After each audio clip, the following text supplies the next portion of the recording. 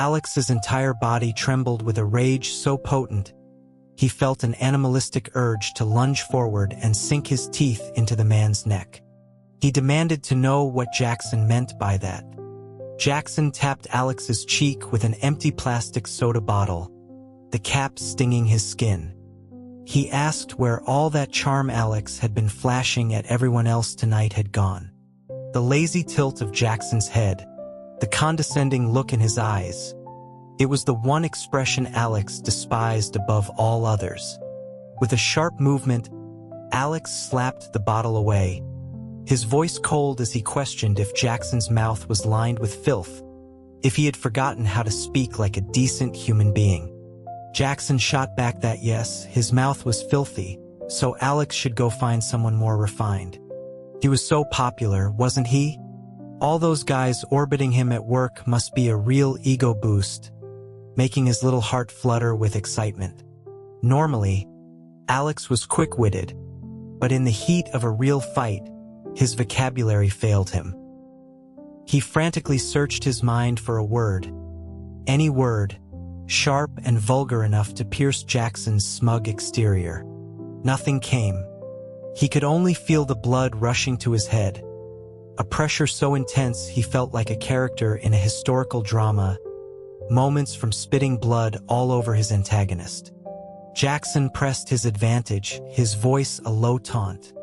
He asked why Alex had gone silent, if he'd hit a nerve. He offered, with mock generosity, to help Alex choose from his many admirers, claiming he could spot the well-endowed ones from a mile away. That was the final straw. Alex's face hardened as he stared up at him, and Jackson, seeing the look in his eyes, had the sense to trail off. "You're unbelievable," Alex muttered, turning to leave. But Jackson wouldn't be Jackson if he let it end there. Before Alex could take a single step, a hand clamped around his arm, yanking him back. Jackson insisted they weren't finished, that neither of them was leaving until Alex explained himself. Alex let out a humorless laugh, telling him he had nothing to say. Jackson, impossibly, let out a short, sharp bark of laughter. He tried to disguise it with a cough, then another, but the damage was done. Alex ignored him, the fire inside him still burning too hot. He was afraid if he spoke, he might actually incinerate the man. Jackson's grip on his wrist was like iron. He leaned in, his voice insistent, declaring that he couldn't stand it anymore, that Alex's constant flirting had to stop. Alex was so taken aback he almost laughed again. He challenged Jackson to explain exactly how he was flirting, vowing they would stay there all night, that he would even skip work the next day until Jackson could articulate the nonsense bubbling up inside him. Alex looked at his watch, then sat down on the cold concrete of the waterfront path. The city lights glittered across the dark water, offering no warmth. "It's 10:30, he announced. "We're not going home. Whoever leaves first is a coward." Jackson seemed stunned by this move, sputtering for a moment before falling silent. Alex looked up at him. "Go on. Talk." Jackson just stared, gauging how serious he was. Alex knew that look. After 15 years, he knew every tell, every subtle shift in Jackson's posture. He kicked Jackson's shin. "I said talk. Are you deaf?" Jackson hissed in pain but finally relented, sinking to the ground beside him. For a moment, they sat in silence on the chilly ground, the scene anything but romantic. Then Jackson began, his voice low. He recounted how, in the space of a few minutes after work, he'd watched Alex agree to see a movie with one coworker and make dinner plans with another. He asked if Alex had any idea how that made him feel, as if he meant nothing at all. He went on, his words gaining momentum, fueled by years of suppressed anxiety.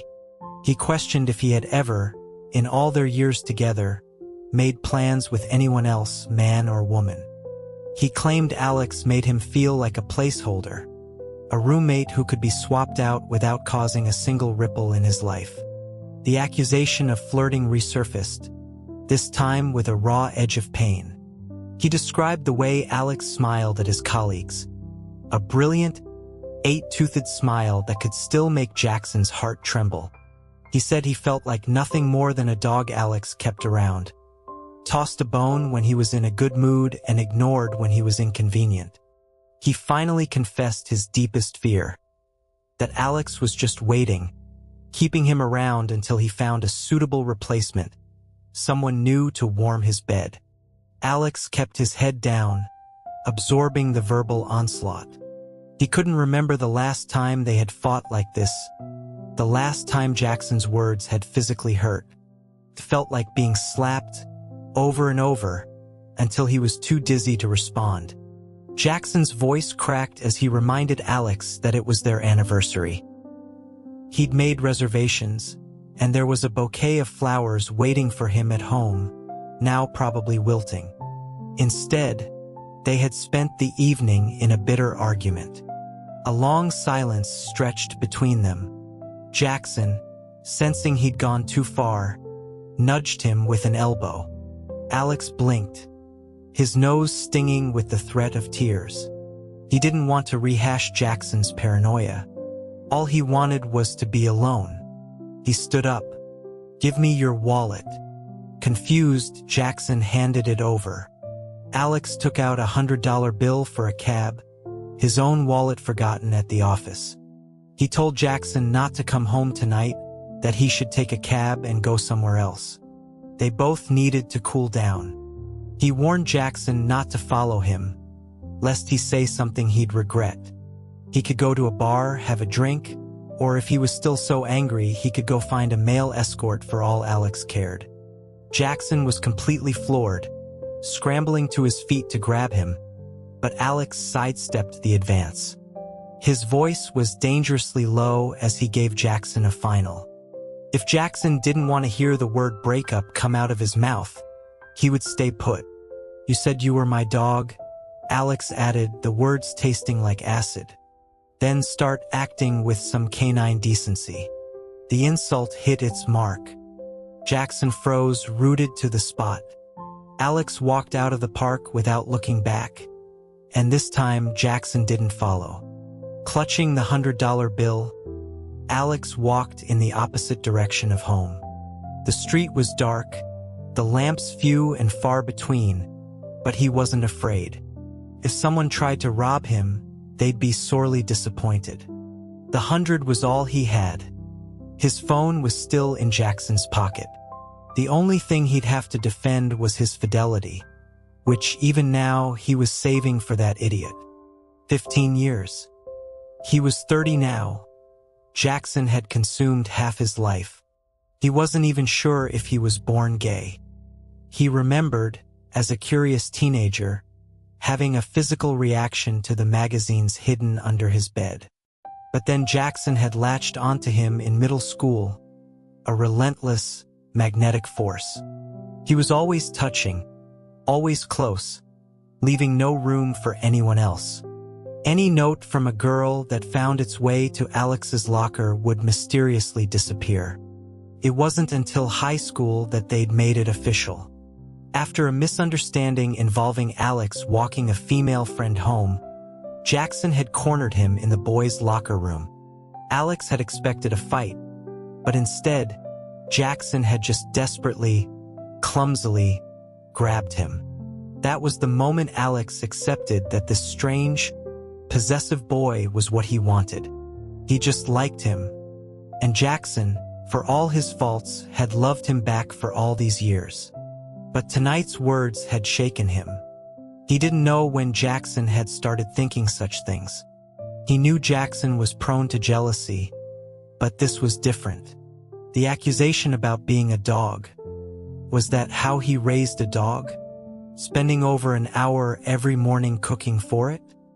Flying to a frozen part of Russia in the dead of winter just to surprise it for its birthday? The thought was absurd.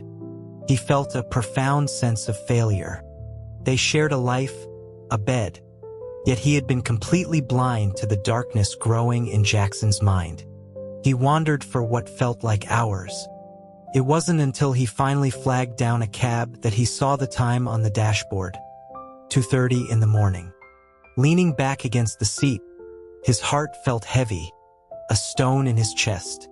The night guard at their apartment complex, a young guy, recognized him and buzzed him in, commenting that his partner had also gotten home late.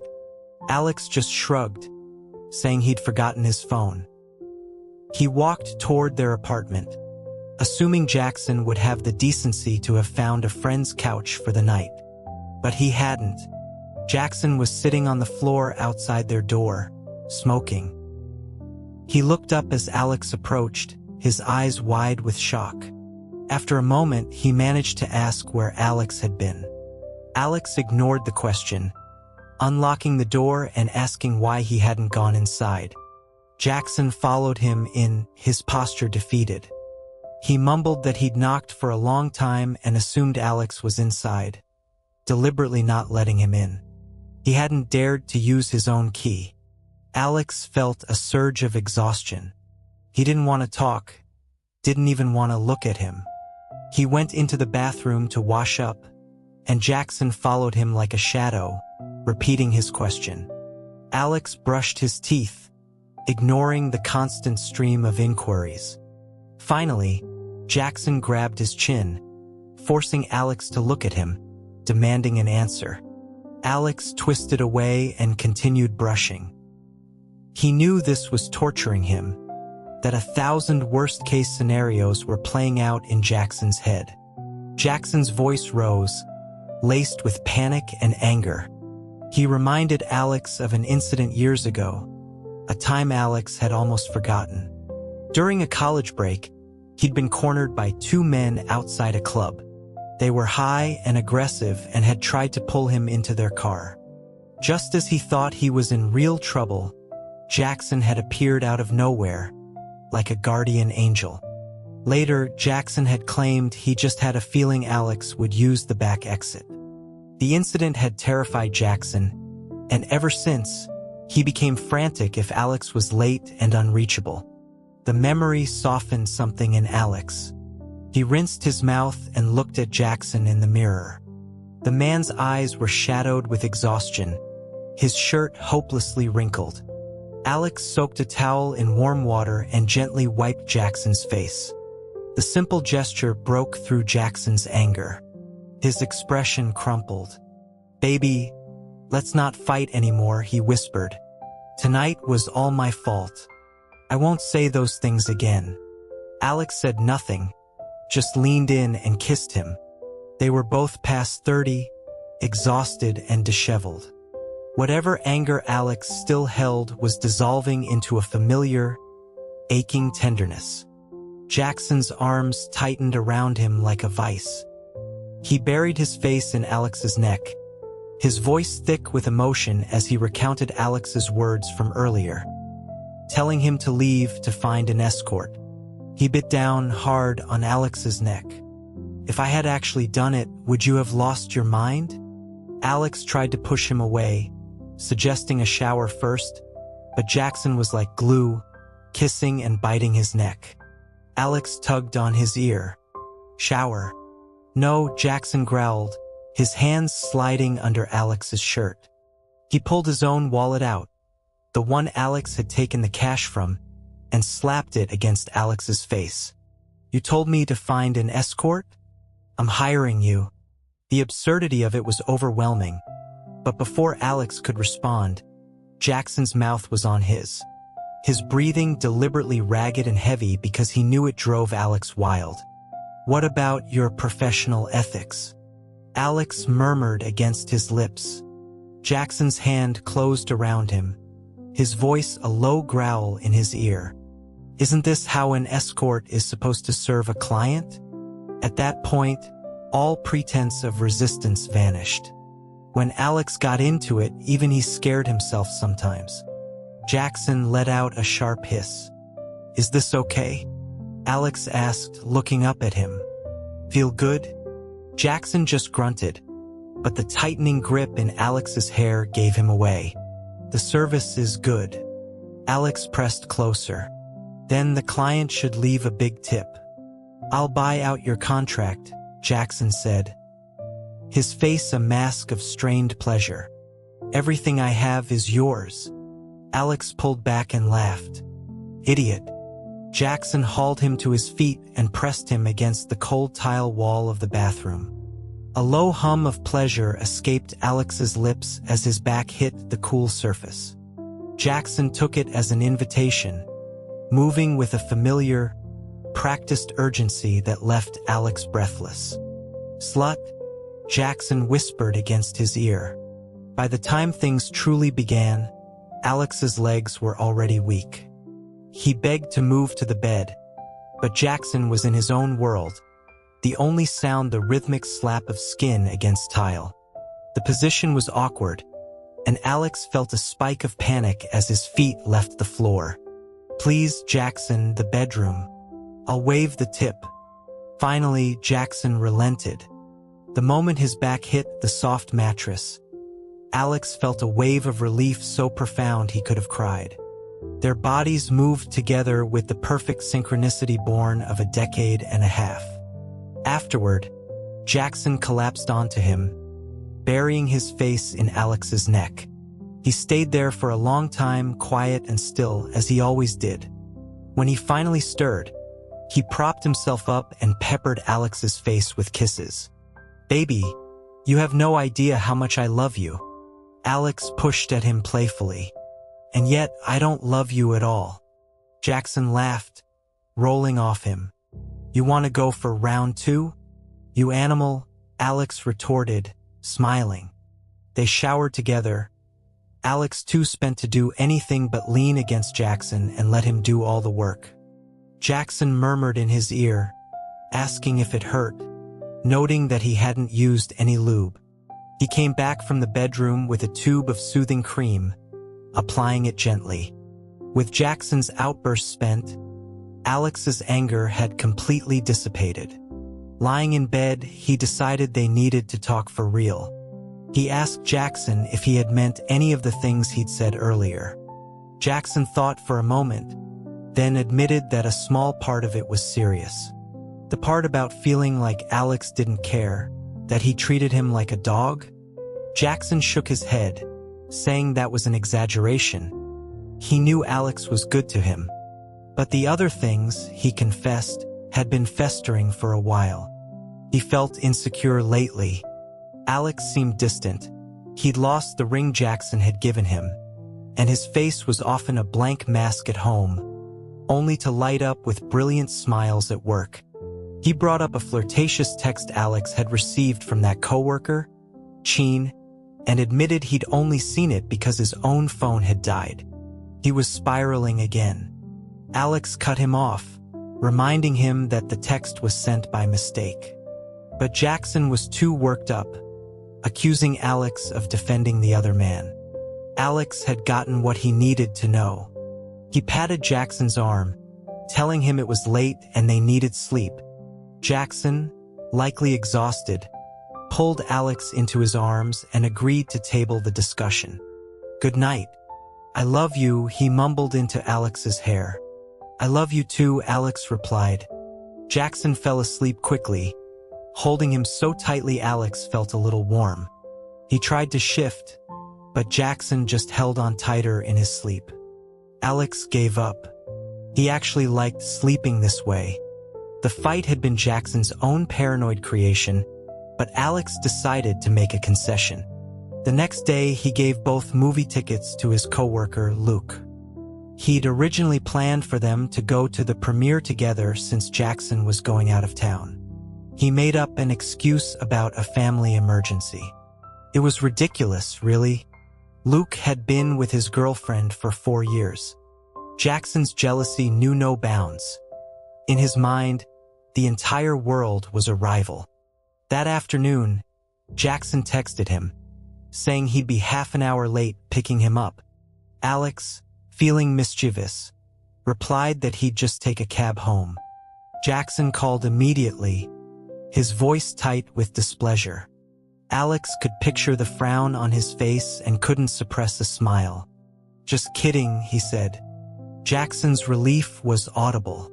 He asked Alex if he wasn't a little too childish. "Yes, I am," Alex agreed cheerfully. Just then, his colleague Chin walked by the desk. "Flirting again?" he asked with a smile. Alex grinned back. "Daily ritual." Jackson's voice sharpened on the other end of the line. "Was that Chin?" Alex warned him to drop it. Ever since that stray text, Jackson had become hypersensitive to the man's name. He grumbled something and hung up. When Jackson arrived that evening, he made a point of striding through Alex's department like a lion surveying his territory. Chin was in the elevator with them and offered a polite hello. Jackson ignored him completely, his face a mask of icy indifference that made Alex cringe. In the car, Alex told him he'd given the tickets away. A slow smile spread across Jackson's face. "Good. We'll go when I get back." He leaned in for a kiss, but Alex blocked him with a book. He teased him about acting like a teenager. Jackson bristled, demanding to know if Alex thought he was old. "No," Alex sighed. Jackson went on a tear, saying Alex was the one who looked eternally young, still as fresh as a college kid. Alex, weary but fond, took Jackson's hand from the gearshift and kissed it. Appeased, Jackson started the car. Sometimes, Alex felt less like he was in a relationship and more like he was raising a son.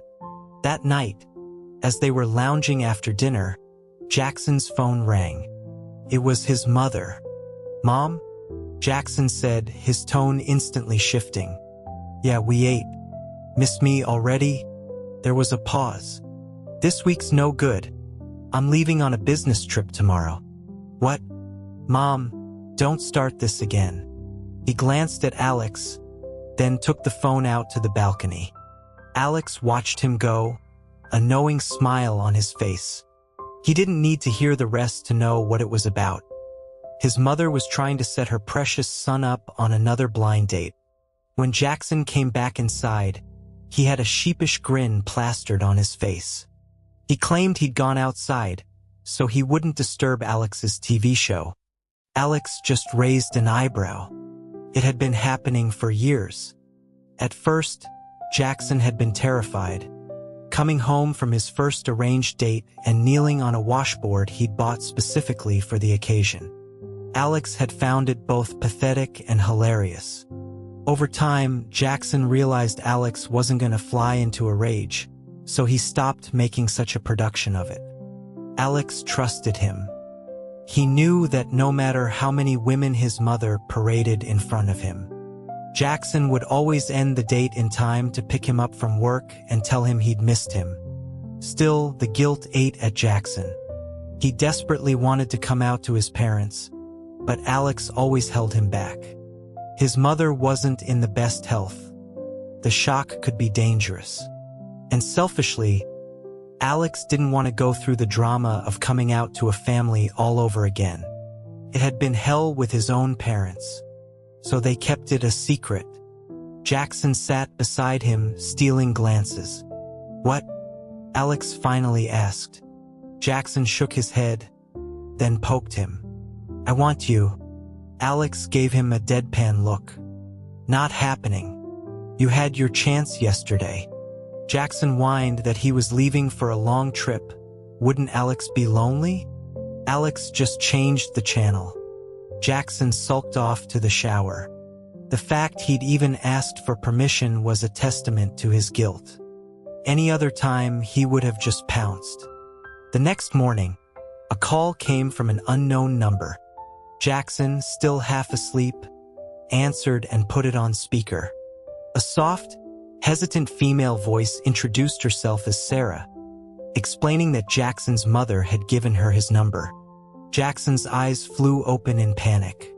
He grabbed Alex's hand, squeezing it desperately while maintaining a cool, professional tone with the woman on the phone. She awkwardly suggested they get dinner sometime. Jackson, still clutching Alex's hand, explained that he was leaving on a business trip that day and didn't know when he'd be back, essentially telling her not to wait.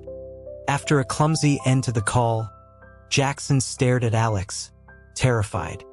Alex simply pulled his hand away, closed his eyes, and tried to go back to sleep. Jackson hovered over him, whispering that he didn't know her, that his mom had set it up. Alex just said he didn't know her either. A wave of irritation washed over Alex. He was supposed to be the understanding one, but it was galling. He gets an earful for agreeing to a movie with a platonic friend. But this was fine? Jackson knew it too. He draped himself over Alex like a weighted blanket, a silent, pleading apology. "Get off," Alex mumbled. "You're heavy." Jackson didn't move. He just lay there, a dead weight of guilt. Finally, he whispered, "Are you angry?" Alex didn't answer. "Please don't be angry," Jackson pleaded. "You know it's only you. It's always been you." He could have stayed angry, but what was the point? Jackson was leaving for a business trip, and Alex had a personal rule: never let him leave on bad terms. He asked if Jackson expected another grand surprise, like the time Alex had shown up unannounced at his hotel. "Like that time I opened the door and you were there?" Jackson asked, his eyes lighting up. "Not a chance," Alex said flatly, and watched the hope drain from Jackson's face. At the airport, the flight was delayed by 4 hours. Jackson was in a foul mood, snapping at his subordinate who had come along. He was putting on his Ice Mountain face, a cold, unapproachable mask he used for business. Alex found it amusing. Jackson was no ice mountain, he was an active volcano. As they finally announced boarding, Jackson's cold facade remained. "Drive safe," he ordered. He told Alex if he got robbed to just hand everything over. Alex rolled his eyes. "Dude, I'm in a car. It would be a pretty elaborate heist." Jackson's subordinate snickered. Jackson shot him a glare, then turned it on Alex. "Who are you talking back to?" Alex just gave him a look. "Are you done with your little power trip?" Jackson finally broke into a smile. "You're getting bold. Just wait till I get back." Alex let him have his moment of vanity in front of his employee. It was part of the deal of raising this particular son. The truth was, the bed felt empty when Jackson was gone. But he'd never admit that. It would make Jackson's ego swell to an unbearable size. The next day, Alex went to visit his parents. They still weren't entirely comfortable with his life, but he was their son. His mother, sporting a new, tight perm, was on her way out to the market. He took the basket from her and teased her about her hair. She asked where Jackson was. "Business trip." "Again?" She sighed. "He works too hard." She then leaned in conspiratorially. "So, are you two doing okay? No fighting?" Alex assured her they were fine. As they walked, she confessed that one of the vendors at the market had been gossiping about Alex, calling him unnatural, sick. The neighbor had overheard and gotten into a shouting match on their behalf. Alex just listened, a dull ache in his chest. He was used to it, but he hated that his parents had to endure it. "It's my son they're talking about," his mother said, indignant. "My son is wonderful. It's their son who's sick." Alex wanted to hug her, but knew she'd just swat him away and tell him to grow up. That night, he couldn't sleep. The bed was too big, and his thoughts were consumed with his parents. A text message lit up his phone. It was from Cheen, the coworker. It was even more explicit than the last one. The first time could have been a mistake. A second time, Alex knew Jackson would explode if he saw it. To preempt the inevitable fight, he forwarded the message to Jackson. 3 minutes later, his phone rang. Jackson was screaming. "What the hell is this? Alex? Who is this guy? Did you mean to send this to someone else? The sheer volume of his rage was almost comical. Alex, strangely, felt a wave of drowsiness wash over him. Jackson was the only cure for his insomnia. "This is from Cheen," he said calmly. "Another mistake. I'm just forwarding it to you so we don't have to argue about it later." There was a stunned silence. Then the shouting resumed. "He sent it again by mistake? Does he have cerebral palsy? Let me at him. I'll fix his hands for him. Tell him to go to hell." "Alex, text him back." "No, I can't be bothered," Alex mumbled, already half asleep. "Then give me his number. I'll text him." Alex drifted off to the sound of Jackson's furious, protective ranting. He woke the next morning to 3 new messages. 2 were from Jackson, a mix of threats and pleas for Alex to stay away from other men. The 3rd was from Cheen, apologizing for yet another mistake. Alex was genuinely annoyed now. At work, he confronted Cheen directly, though couched in humor for the benefit of their coworkers. "Man, your nightlife seems pretty wild," he said loudly. "But, you're supposed to flirt before the hookup, not after. Kind of ruins the mood." Everyone laughed. Cheen just smiled.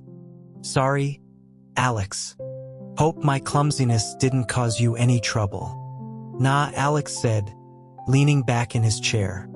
"The only trouble was my partner shaking me awake in the middle of the night, thinking I'd stolen $20 from his wallet again."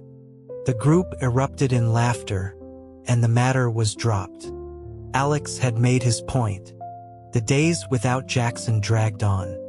The work was mind-numbingly slow.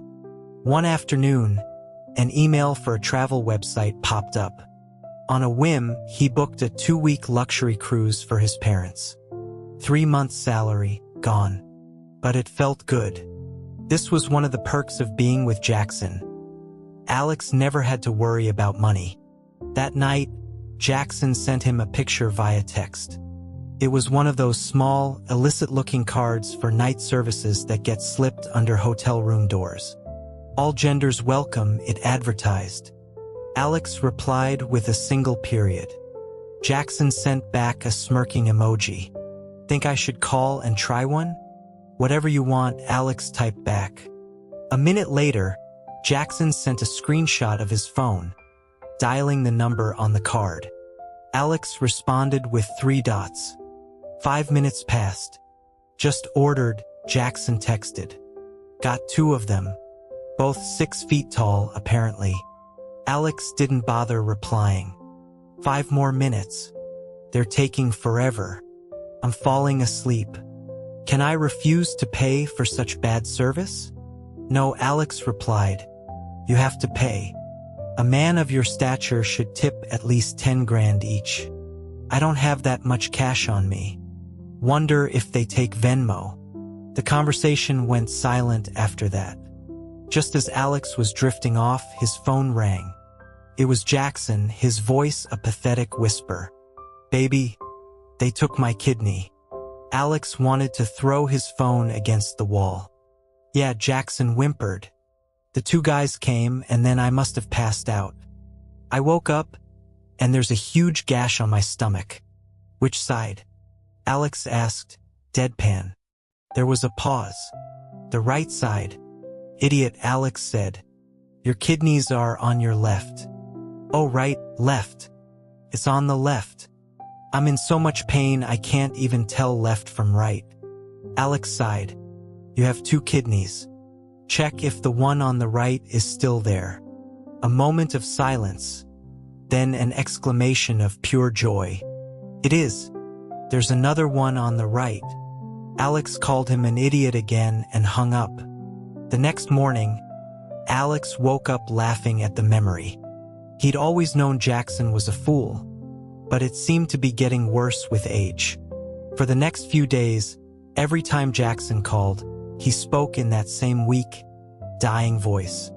Alex played along, offering to donate one of his own kidneys. It was 4 or 5 days into this charade that Alex started to feel a genuine unease. The act was too consistent. "Can you stop it and talk normally?" he demanded during one call. There was a long pause on the other end, then a forced laugh. "Hey, I was just messing with you."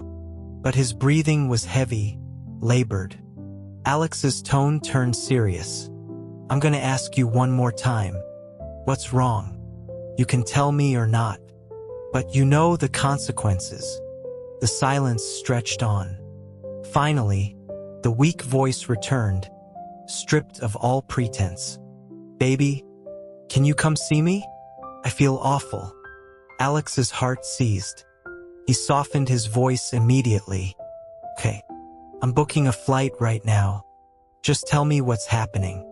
"Pneumonia," Jackson rasped, followed by a series of painful-sounding coughs. "It hurts so much. And the more it hurts, the more I miss you." Alex felt a surge of fury mixed with overwhelming concern.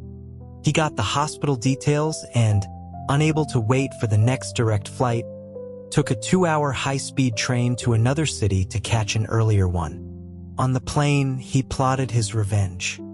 Hiding something like this was unacceptable. He found the hospital room just as dusk was settling. Jackson was alone, asleep, and 4 drip in his hand. He looked small and frail against the white sheets. A wave of emotion so strong it almost buckled Alex's knees washed over him. He walked over and slapped Jackson's cheek lightly. Jackson's eyes fluttered open, slowly focusing. When they recognized Alex, they lit up with pure, unadulterated joy.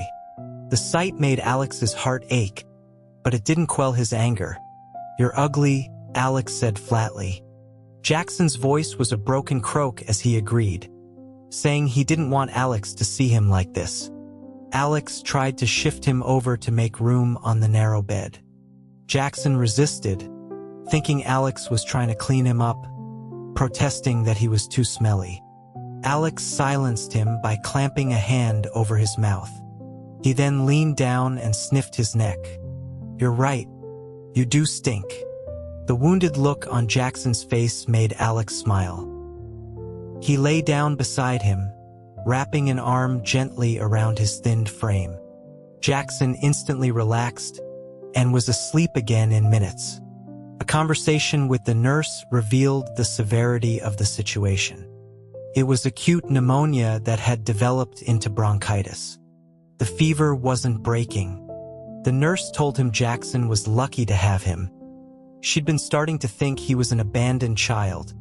The days that followed were a tense blur of worry and frustration.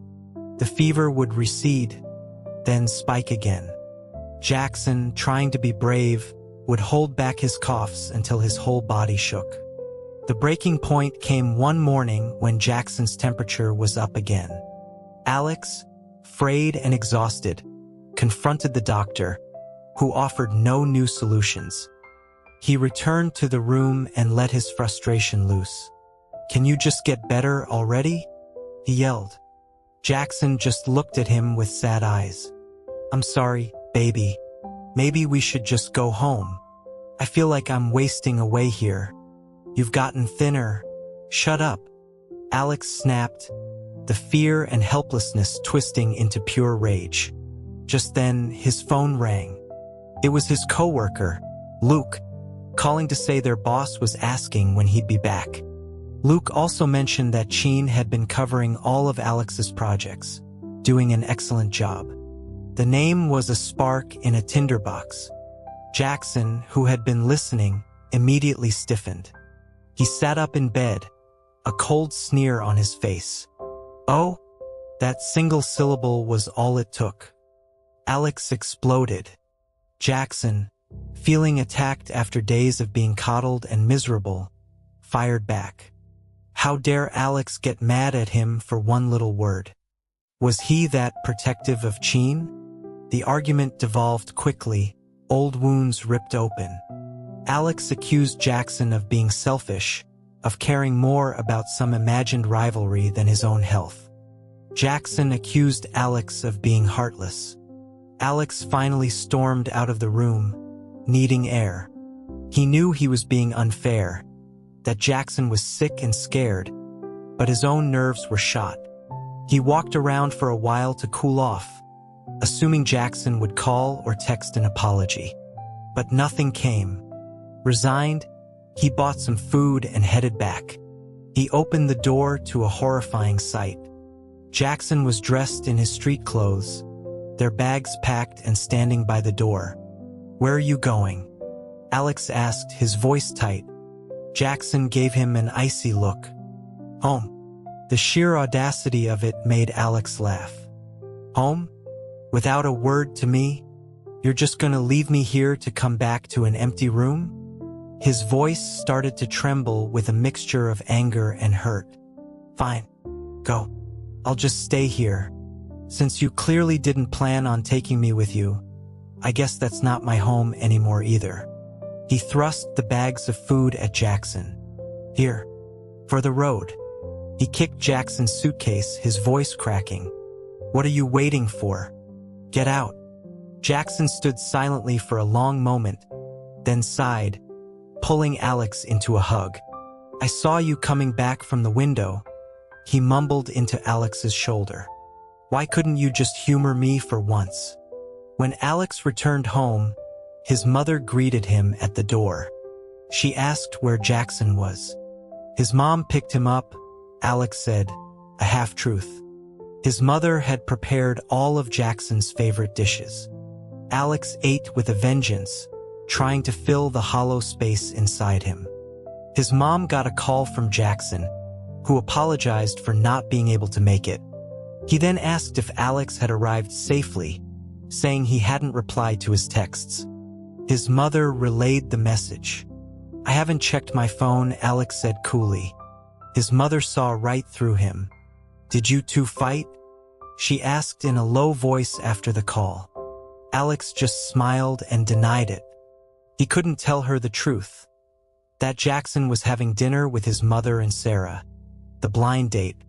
He had seen them at the airport when he dropped Jackson off to fly home first. Jackson hadn't known they'd be there. Alex had watched from a distance as Jackson, looking pale and thin but still handsome, stood beside the pretty, smiling girl, his mother beaming at them both. They looked so right together.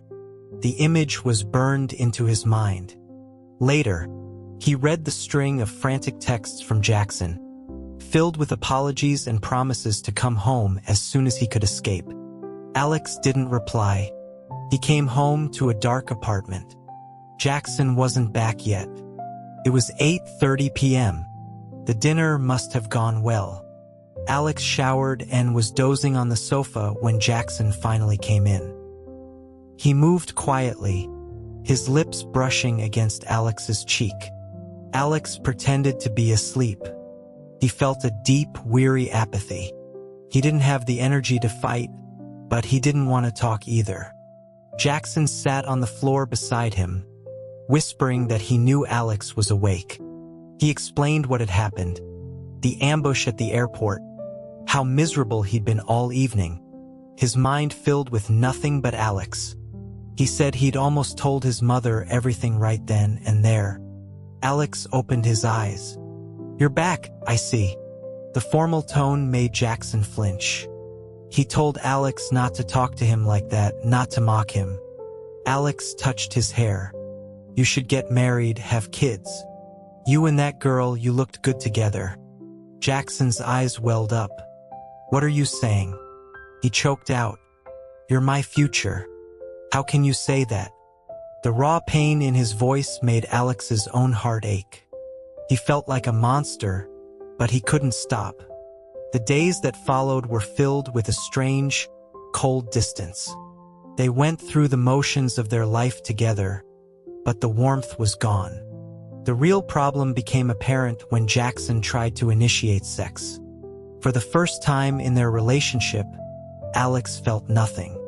Worse than nothing, he felt a profound irritation.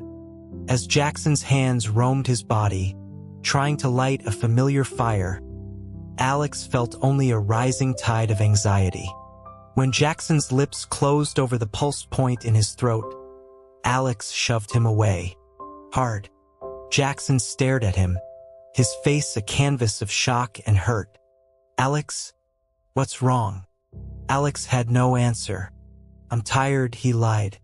Jackson looked at him for a long, silent minute. "No, you're not," he said, his voice hollow. You can't get it up for me anymore." The words hung in the air, brutal and true. Alex realized, with a jolt of horror, that Jackson was right. The problem wasn't physical. It was something deeper, a knot of hurt and resentment he couldn't untangle. The chasm between them grew. Jackson stopped trying to initiate anything, though Alex would see the longing in his eyes. Their home life was strained, and work became a new minefield when Sheen was transferred to Alex's team, his desk now right next to his. One evening, Alex decided to tell Jackson about the new seating arrangement, bracing for an explosion. But Jackson just nodded. "I figured you'd want me to react this way," he said quietly, his words laced with a weary resignation that was more painful than any fight. That night, watching Jackson walk dripping from the shower to get a towel, a task Alex normally did for him, Alex felt a pang of something sharp and painful. He had washed all the towels that day. In the past, Jackson would have yelled for him. Tonight, he said nothing. As Jackson passed him, Alex opened his arms. "Come here." Jackson paused, confused, then stepped into the embrace. "Baby," he whispered against Alex's skin, "I miss you." "I know," Alex said, his voice thick. "Just do it. Don't worry about me." "That's not what I mean," Jackson said, holding him tighter. "I just miss you." Alex understood. But some things, once broken, were hard to fix. He simply held on, burying his face in Jackson's damp hair. Lately, Alex had been spending more and more time at his parents' house, and Jackson, without complaint, would go with him. One day, feeling a flicker of their old dynamic, Alex playfully demanded Jackson call him husband. To his surprise, Jackson did, his voice soft and compliant. The small victory felt monumental. Later that day, a text came from Jackson. "Husband," it read. "Have something to report. Sarah called me. I didn't recognize the number. She asked me out. I told her I already have someone in my heart and that we shouldn't see each other again. Requesting leniency from my superior. Can we please let this be the end of it?" Alex stared at the message for a long time. It was the first time either of them had directly addressed the incident since it happened. He knew Jackson had avoided it for fear of upsetting the fragile peace between them. He didn't know why this time had been so different, why it had wounded him so deeply. But as he read the words, clear and definitive, he felt a knot in his chest finally begin to loosen.